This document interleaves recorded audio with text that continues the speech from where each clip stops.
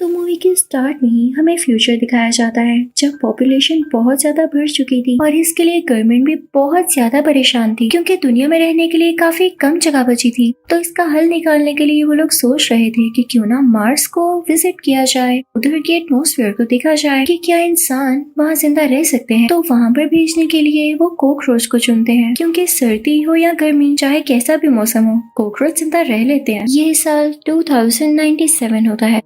ये साल 2597 का होता है। कॉकरोच को मार्स पे भेजा जा चुका था। तो मूवी में जो नया सीन दिखाया जाता है वो 2597 का होता है, यानी 2597 का, जहां हम एक लड़की और एक लड़की को देखते हैं। लड़की का नाम नेनाओ होता है और लड़के का नाम कोमाची। वो दोनों काफी डर कर किसी रोड पर भाग रहे होते हैं क्योंकि उनके पीछे पुलिस होती है, उन पर किसी मर्डर का इल्जाम होता है। तभी इन्हें एक डॉक्टर पकड़ लेता है जो कि गवर्नमेंट के लिए काम किया करता था, जबकि वो कहीं से डॉक्टर तो लग ही नहीं रहा था। फिर अब वो नेनाओ और कोमाची से कहता है तुम लोगों को मेरे लिए एक काम करना होगा। अब वो इन दोनों से कहता है जो कॉकरोच 500 साल पहले मार्स पर भेजा गया था तुम लोगों को उसको मेरे पास लाना होगा ताकि मैं देख तो सकूं कि उस पर क्या चेंजेस आए हैं और इसका फायदा क्या होगा। वो ये कि मैं तुम दोनों पर लगे हुए इल्जामों को हटा दूंगा, तुम्हारे पीछे कोई पुलिस नहीं आएगी और तो और इसके लिए मैं तुम लोगों को बहुत ज्यादा पैसा भी दूंगा। तो कोमाची और नेनाओ मान जाते हैं, लेकिन उन्होंने फौरन ही मार्स के लिए नहीं निकलना था। इनकी पूरे 2 साल ट्रेनिंग होती है। इनके साथ और भी लोग होते हैं जिन्होंने मार्स पर जाना और कुछ ही टाइम में ये लोग मार्स पर पहुंच जाते हैं। अब ये लोग वहाँ जाते बेहोश कर देने वाली गैस छोड़ देते हैं ताकि मार्स पर मौजूद सारे के सारे कॉकरोचेस बेहोश हो जाएं। लेकिन जब ये लोग इधर उधर ढूंढने लगते हैं तो हैरानी की बात कि इनको एक भी कॉकरोच नहीं मिलता। कोमाची के एक और साथी का नाम जेन होता है। अब जब जेन अपनी साथी के साथ आगे जा रहा होता है तो उसे कॉकरोच की जगह एक क्रिएचर दिखाई देती है। वो बिल्कुल इंसानों की तरह खड़ी हुई थी, लेकिन ऐसे लग रहा था कि जैसे वो आधी कोई क्रिएचर हो और आधा वो कॉकरोच ही हो। ऐसे लग रहा था जैसे उनके हाथ में कोई लकड़ी या पत्थर है और अगर उन्होंने अपने अलावा यहाँ पर किसी को देख लिया तो उस पर हमला कर देंगे। तो जेन अपनी साथी के मुंह पर हाथ रख लेता है और उसे चुप रहने का कहता है क्योंकि ये क्रिएचर्स मासूम तो नहीं लग रहे थे। अपने नाव और कोमाची भी एक साथ जा रहे होते हैं, उन्हें भी यही क्रिएचर्स दिखाई देते हैं। वो उनको देख के काफी डर जाते हैं और स्टिल खड़े हो जाते हैं। लेकिन तभी वो कॉकरोच के जैसे दिखने वाला क्रिएचर भाग कर आता है और नेनाओ की गर्दन तोड़ देता है। वो इतनी ज्यादा क्विकली आता है कि कोमाची उसको रोक भी नहीं पाता। ऐसा करते ही वो वहाँ से गायब हो जाता है। न जाने इसको नेनाओ से क्या दुश्मनी थी। नेनाओ से तो नहीं, लगता है इसको पूरे इंसानों से ही दुश्मनी थी। हाँ, वो सब नेनाओ को वापस स्पेसशिप में ले आते हैं तो डॉक्टर भी ने कंफर्म कर देता है जिस क्रिएचर ने इस पर अटैक किया वो कोई और नहीं बल्कि वही कॉकरोचेस जो कि 500 साल पहले यहाँ पर भेजे गए थे। और जाहिर है एटमॉस्फेरिक चेंज तो हर एक चीज पर होता है, तो इन पर क्यों ना होता।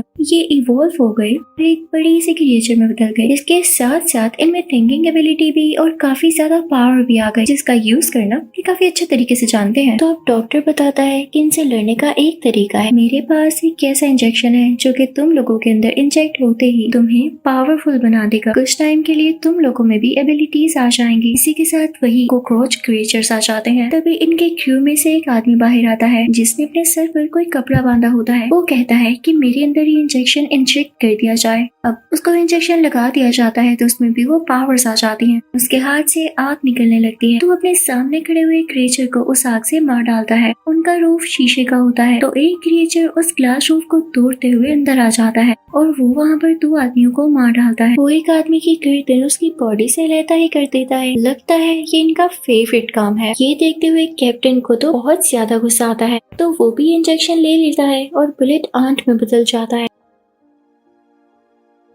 उसमें काफी पावर्स आ जाती है तो वो क्रिएचर का बहुत बुरा हाल करता है, उसकी बॉडी को काट डालता है। अब ये कॉकरोच आर्मी इनके स्पेसशिप की तरफ बढ़ने लगती है। अगर तो वो स्पेसशिप के अंदर आ जाती तो वो सब लोगों को भी मार देते और स्पेसशिप को भी डिस्ट्रॉय कर देते। तो ये सब लोग प्लान करते हैं कि अपने स्पेसशिप को लेते हुए यहाँ से निकल जाएं, लेकिन इससे पहले ही स्पेसशिप में एरर आ जाता है और ये लोग ऐसा नहीं कर पाते। तभी ये सोचते हैं कि हम पुरानी स्पेसशिप से जा सकते हैं, तो क्यों ना उसमें जाया जाए। अब ये सब लोग स्पेसशिप की तरफ चल पड़ते हैं, लेकिन कोमाची को बिल्कुल अच्छा नहीं लग रहा होता क्योंकि नेनाओ मारी जा चुकी थी। ये सब लोग उसको यहीं पर छोड़कर जा रहे थे। तो कोमाची नेनाओ के पास जाता है। वो उससे कहता है कि मैं वापस जरूर आऊंगा और तुम्हें लेकर जाऊंगा। यहाँ पर हम देखते हैं कि नेनाओ की बॉडी में कुछ चेंजेस आ रहे होते हैं। अब ये सारे लोग वहाँ से निकल जाते हैं, लेकिन तभी देखते हैं कि इनके सामने क्रिएचर्स का पूरा ग्रुप खड़ा है जिनको हराना बहुत मुश्किल है। तो इनमें से एक और आदमी खुद को इंजेक्शन लगवाता है। वो भी एक खौफनाक क्रिएचर में बदल जाता है जो कि किसी मॉन्स्टर के जैसे थी और उसकी एबिलिटी ये थी कि वो अपने मुंह से आग निकाल सकता था। वो उन पर आग फेंकने लगता है जिससे वो इस वेव से तो छुटकारा पा लेते हैं। अब वो आगे बढ़ने लगते हैं, लेकिन ज्यादा दूर नहीं गए थे कि तभी सामने से उनकी और आर्मी आ रही होती है। तो अब दो लड़कियां खुद को इंजेक्शन इंजेक्ट करती हैं और क्रिएचर में बदल जाती हैं। ये सब उन क्रिएचर से लड़ने की बहुत कोशिश करते हैं, लेकिन इस बार बार नाकाम हो रहे थे क्योंकि वो क्रिएचर बहुत ज्यादा स्ट्रॉन्ग थे। अब इनकी गाड़ी भी आउट ऑफ बैलेंस हो जाती है और पलट जाती है। उसमें से आग निकलने लगती है।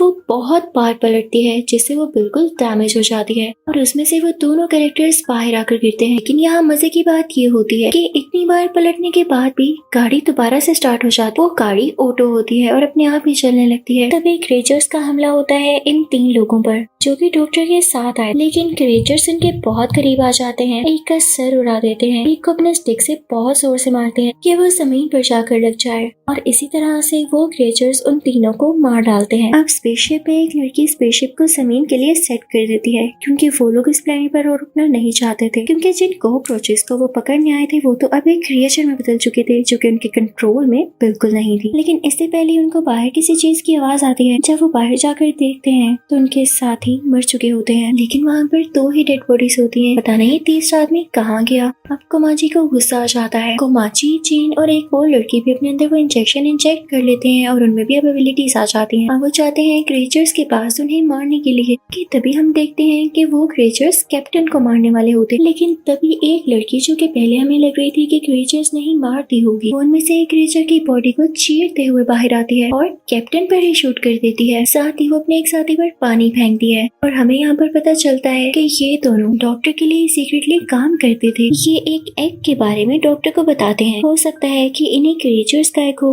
उतनी देर में उस एग में से 2 क्रिएचर्स बाहर आ जाते हैं और तभी स्पेसशिप भी जमीन पर जाने के लिए तैयार हो जाती है। अब जब ये वो न्यूली बॉर्न क्रिएचर्स देखते हैं तो वो बाकी क्रिएचर्स को बुलाने लगते हैं कि वो स्पेसशिप को रोके। तो सारे के सारे क्रिएचर्स उड़ते हुए वहाँ पर आते हैं। अब ये सारे क्रिएचर्स इनकी तरफ बढ़ने लगते हैं। तो इनसे लड़ने के लिए इस वक्त सिर्फ कोमाची, चेन और एक लड़की ही बची थी और इनको समझ नहीं आ रहा होता कि वो इनसे कैसे लड़ेंगे। अब चेन को एक आइडिया आता है। वो सोचता है कि एक बार इंजेक्ट करने से हमें थोड़ी सी एबिलिटीज आती हैं। अगर हम ये इंजेक्शन दूसरी बार लें तो हमें ज्यादा एबिलिटीज आएंगी। ऑब्वियसली अगर तीसरी बार लेंगे तो हो सकता है कि हमें ये सारी एबिलिटीज आ जाएं जो कि कॉकरोचेस में है। अब ऐसे ही होता है। जब चेन 3rd टाइम वो इंजेक्शन लेता है तो उसके पर भी निकल आते हैं और यही तो वो चाहता था। अब वो उन कॉकरोचेस से लड़ने लगता है,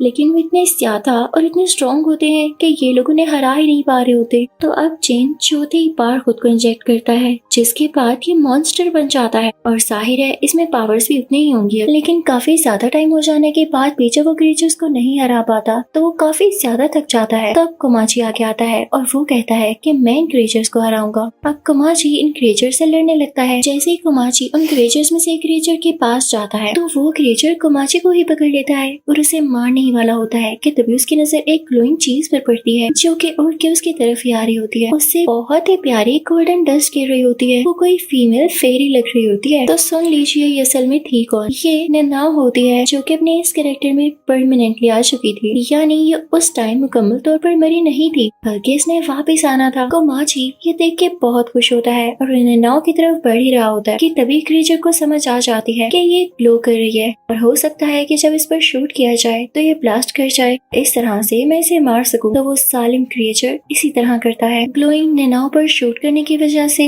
वहाँ पर ब्लास्ट हो जाता है और नेनाओ फिर से गायब हो जाती है। लेकिन कोमाची भी वहीं पर होता है और उसकी जान को भी खतरा था कि कहीं वो चल न जाए। तो चेन उसे उठाकर वहाँ से ले जाता है और कोमाची नेनाओ को आवाजें देता रहता है क्योंकि वो नेनाओ को पसंद किया करता था और अब उसका एंड होता हुआ देखकर वो बहुत ज्यादा दुखी था। कोमाची बेहोश हो जाता है और अगले ही पल जब उसे होश आती है तो देखता लगता है कि जेन उसके सामने है, लेकिन अब वो एक पूरा का पूरा क्रिएचर बन चुका था। कोमाची उसे कहता है आओ जेन चले यहाँ से, लेकिन जेन कहता है नहीं कोमाची, मैं मार्स का ही एक क्रिएचर बन चुका, मेरा जमीन पर जाना ठीक नहीं है मेरे दोस्त, मुझे यहीं रहना होगा। मैं नहीं चाहता कि मेरी वजह से किसी को कोई भी मसला हो, तुम जाओ, मैं तुम्हें हमेशा याद रखूंगा। कोमाची ऐसा करना चाहता तो नहीं था, लेकिन उसे करना पड़ता है। वो बहुत दुखी था कि उसकी दोस्त नैनाओ भी नहीं रही और अब जेन भी यहीं रह गया। अब कोमाची स्पेसशिप की तरफ चला जाता है। अब उनका अगला टारगेट जमीन ही होती है। फिर हम डॉक्टर को देखते हैं जो कि ये सारी स्टोरी दुनिया को बता रहा होता है और लाइव टेलीकास्ट दे रहा होता है। अब जब गवर्नमेंट को ये पता चलता है कि उनका इतना वक्त और पैसा जाया हुआ